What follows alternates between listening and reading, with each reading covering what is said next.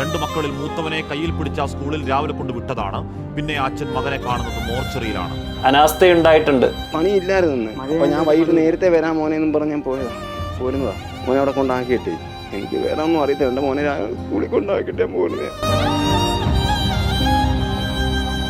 മക്കളെ സ്കൂളിൽ കൊണ്ടുവിട്ട് കൂലിപ്പണിക്ക് പോയ ഒരു അച്ഛന്റെ വേദനയാണ്. 8ാം ക്ലാസ്സുകാരൻ, നാടിന് പ്രിയപ്പെട്ടവൻ, മിടുക്കനൊരു കുഞ്ഞ് ലജ്ജകെട്ട അനാസ്ഥയുടെ രക്തസാക്ഷിയാണ്. അച്ഛനോ അമ്മയോ ജീവിച്ചിരിക്കെ സ്വന്തം മക്കൾ കൺമുന്നിൽ ഇല്ലാതാവുന്ന ഒരവസ്ഥ ചിന്തിക്കുന്നതിനപ്പുറത്താണ്. അവനവന്റെ ജോലിയോടുള്ള ആത്മാർത്ഥതയുടെ ഭാഗമായി ആ ചുറ്റുപാടെങ്കിലും ഒന്ന് വീക്ഷിക്കാനുള്ള മനസ്സ് കാണിച്ചിരുന്നെങ്കിൽ മിഥുൻ ഇപ്പോഴും ഇന്നും നമ്മളോടൊപ്പം ഉണ്ടാകുമായിരുന്നു.